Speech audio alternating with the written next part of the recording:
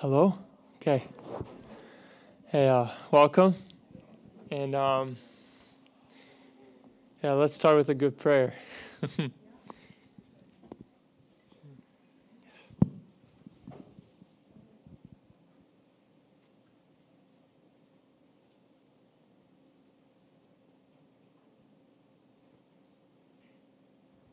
Jesus. I pray you would just be among us today and just help us clean our minds. Just give us a clear mind today, just for at least this 20 minutes, Lord. Just give us very clear minds. Just focus on you. Please protect us, surround us with your angels, please, Lord.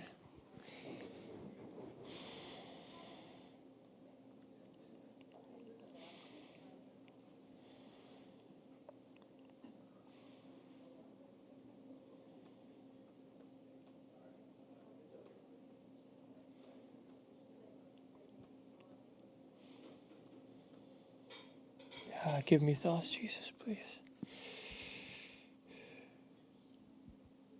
Amen. So there was I don't know who it was. Could be Jonathan Edwards. I could be wrong. But he had this saying, like, at the end of a message, people who leave shouldn't necessarily say, like, whoa, that was a great message, or wow, what a great illustration, or what a enthusiastic preacher, but like, wow, Jesus is amazing. Like, that should be like our end goal. Like when we leave a message or we leave, like, we would leave the, wow, God is amazing. Like, Jesus is awesome. So that just got me thinking, like how could we do that? How could we, like, talk about that? Like, how could we talk about how amazing God is, or how amazing Jesus is? So from that came this thought, and I hope this will go through well, or just how it is in my mind. Yeah, maybe it will be a little bit funny message, I don't know. So, okay. So this is a question you don't have to answer. I think we're all human, so maybe we can all identify with this. Like, we ever, like, mess up in, like, a day, we do something, we're like, man, we get ourselves in a Romans 7 dilemma. Like, man, I should not have done that. Like, I know better, And then just having this, like, maybe a guilty conscience, or just something, like, maybe holding us back from, like, coming to God. Maybe it's just me. But it can be like, oh, no, I can't. No, like, I can't go to God right now. Or, like, where's God? I don't know. It's just kind of, we're, like, lost in the big infinite somewhere, It's like, no, I can't, like, yeah. Like, how could I come to God, like, being, like, such a man? Or just, I think we can all have these thoughts, right? And it's like, we know the accuser of the brethren. But just having this idea, like, who did Jesus spend time with? Like, in the Gospels. Who did Jesus spend his time with? And we're gonna flip our Bibles a little bit today, because I love to do that. So, Jesus, just bless us. Okay. Let's start in the Gospel of Matthew. And we're gonna go to Matthew chapter 9. Is it Matthew 9?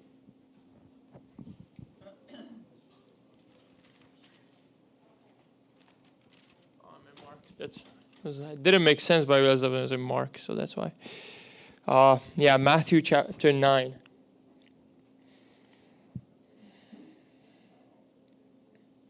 Yeah, there's a great story of Jesus. In verse 9, Jesus passed on from there, and he saw a man called Matthew sitting at a tax booth, and he said to him, "Follow me." And he rose and followed him. And as Jesus reclined at table in the house, behold, many tax collectors and sinners came and were reclining with Jesus and his disciples. And when the Pharisees saw this, they said to the disciples, "Why does your teacher eat with tax collectors and sinners?" But when he heard it, he said, "Those who are well have no need of a physician, but those who are sick. Go and learn what this means. I desire mercy and not sacrifice. For I came not to call the righteous, but sinners.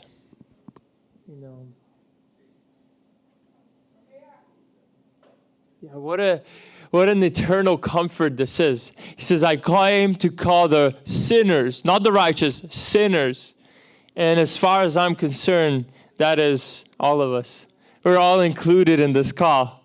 We're all included in God's call. He came to call sinners like me and maybe like you. Where he says, I came to call the sinners. And I love that. He says he was reclining at the table in the house, and behold, many tax collectors and sinners came. It seems to me like houses were pretty open. I mean, he went and he ate with Matthew, right? But like all these people, like they just came into the house and they started eating with him. Jesus had open doors. Like if you see it, like throughout the scriptures, it says like wherever Jesus was, like suddenly there were like these people were somehow in the house. Like, well, how did you get there? Like, there's a door. Like, well, and it seems like it's a very open house. Like it says it was filled with tax collectors and sinners. So just this idea. Okay, so Jesus he went and he had dinner with tax collectors and sinners. Okay. And there's another one in the Bible, and that's Zacchaeus, right? He says, come, I'll dine with you. He invited him. He's like, I'm going to eat with you, Zacchaeus. And he was also a tax collector. And right, we know like tax collectors were considered like the worst in Judah, in Israel, because they were cheating out their own people very often. Okay, so we have here Matthew 9, he called a sinner. They drew near. Okay, so he was a tax collector, Matthew and Zacchaeus. Let's flip over to Luke chapter 15. Luke chapter 15, we all think of instantly, okay, prodigal son, the lost sheep. But I love how the chapter starts out. It says, now tax collectors, in verse 1, now tax collectors and sinners were all drawing near to him. And the Pharisees and the scribes grumbled, saying, this man receives sinners and eats with them. Sorry, can we just pray again? I need another prayer right now.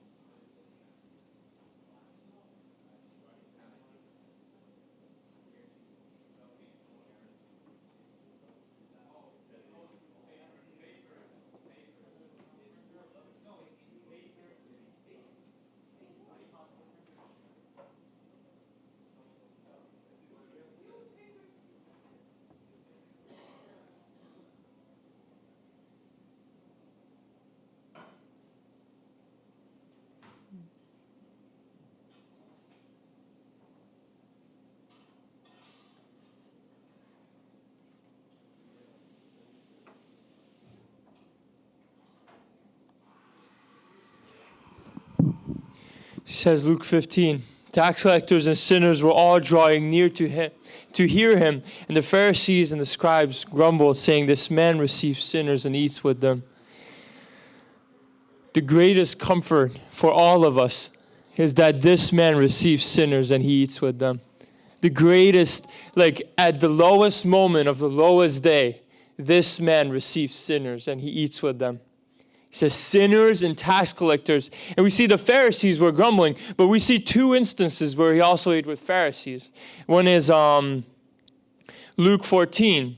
He dines at the right before that, verse 1. One Sabbath, when he went to dine at the house of a ruler of the Pharisees, they were watching him carefully. And then there's another one in Luke chapter 7, verse 36. One of the Pharisees asked him to eat with him, and he went into the Pharisee's house, and reclined at his table. So we have tax collectors, we have sinners, we have Pharisees, we have the ruler of the Pharisees. Mark chapter 14, verse 3. And while he was at Bethany in the house of Simon the leper, and he was reclining at his table. Something happened here. Another one, Simon the leper. We can go on. There's one more I was thinking of. Oh yeah, John 12. John 12. He was at Mary and Martha and Lazarus' house, and it says he was reclining at their table. He was eating with his friends. In John 13, he was eating with his disciples. And then we have one more when he was resurrected. Luke 24. Okay, Luke 24. I love this one. He was walking on the road. He started walking with the two disciples on the road to Emmaus, right? And then he broke the bread with them, and they run back, and they start telling the disciples, and they were all in disbelief. Let's flip to Luke chapter 24. 35. Verse 34. The Lord has risen indeed and has appeared to Simon.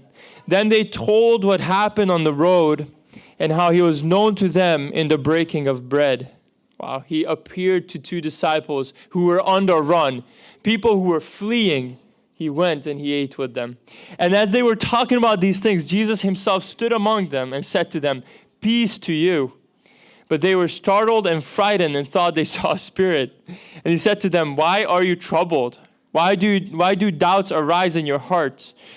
See my hands and my feet, that it is I myself. Touch me and see, for a spirit does not have flesh and bones, as you see I have." And when he said this, he showed them his hands and his feet. And while they still disbelieved for joy and were marveling, he said to them, "Have you anything to eat?" They gave him a piece of broiled fish, and he took it and he ate before them. Okay, we have another group of people, the doubters. The doubters. We're gathering up this big bunch of people, you know. And by the way, there's another one, but that's in Genesis. When Abraham is 99 years old, Jesus appears to him and he eats with him with the company of two angels. What a idea this is, that Jesus comes and he eats with all this group of people. This could be like a Thanksgiving message, but Jesus comes and he eats with the tax collectors who were betraying their own people. He eats with the sinners. He eats with the Pharisees who were all these legalistic people. He ate with the doubters. He ate with the people who were on the run. He just came and he ate with them. He ate with at the house of Simon the leper, the guy who was sick, who was an outcast of society. All the groups of people that Jesus came and he ate with. And what is the whole point? The Son of Man came to seek and save that is lost. And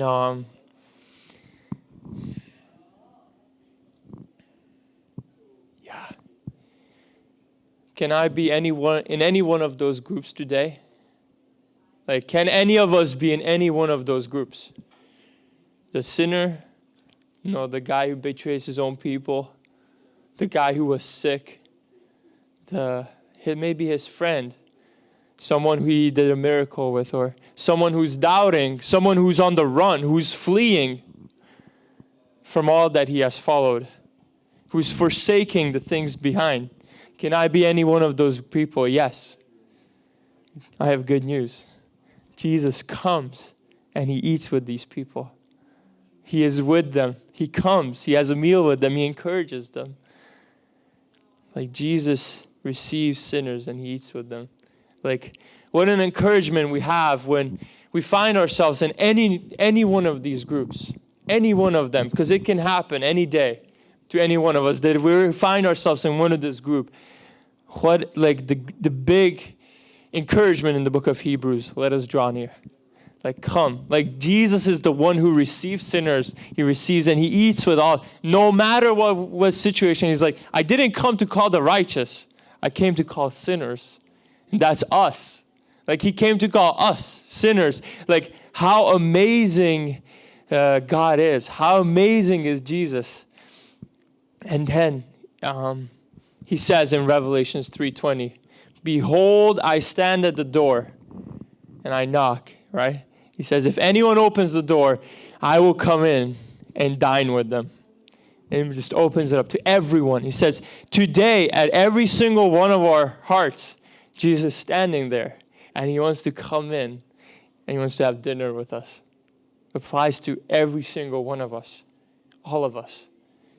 And that is...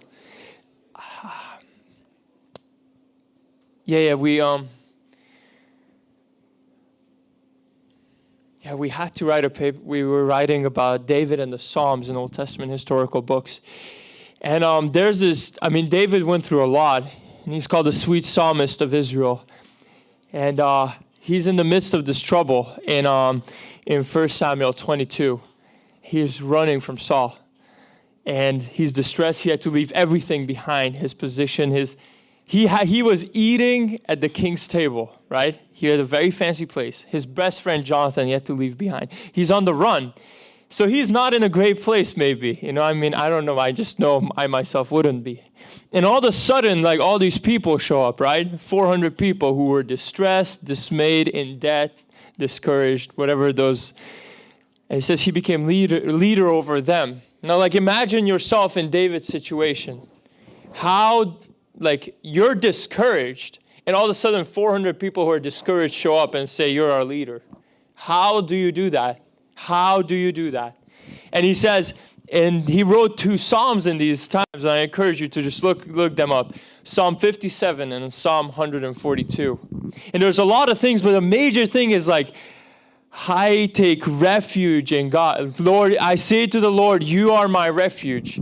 I take shelter hide me in the shadow of your wings. Hide me in the shadow of your wings. And this is the idea. This is what these sinners, these tax collectors, these lepers, these doubters, these people who flee, they found that there is shelter under God's wings, in the presence of God. Because he created for us, like we had this idea or this saying, like God helps those who help themselves. Like, that's ridiculous. Like Jesus helps those who can't help themselves. Jesus came and draw near. He came when we couldn't help ourselves. Jesus came and he comes and eats with us. He's like, just come. And just come. Like I'm knocking at the door at every single one of you. No matter what group you belong to in this large variety of groups that Jesus ate with. He's standing there and he wants to come and eat with you and be in your, and like that's it. Like that's comfort. That's it. Like they came away and they were so changed. Like, yeah, these people, these guys who he ate with, like they changed the world. Like these are the ones who in Acts maybe, I don't even know, 17, it says like, these are the men who turned the world upside down. It says they could perceive that they were with Jesus. I think that's Acts 4. Like, my encouragement is Jesus is seeking you today. Is seeking me. He can't wait to be with us. Jesus can't wait to be with us, to share a meal with us today on this earth. He came to this earth to seek and save the lost. He came to this earth to call sinners. Not the righteous. He says, I didn't come to call the righteous. I came to call sinners. He came to call sinners like me and you and me, to come and share dinner with him and be with him. And like Zacchaeus, he comes away, he's changed. He's changed.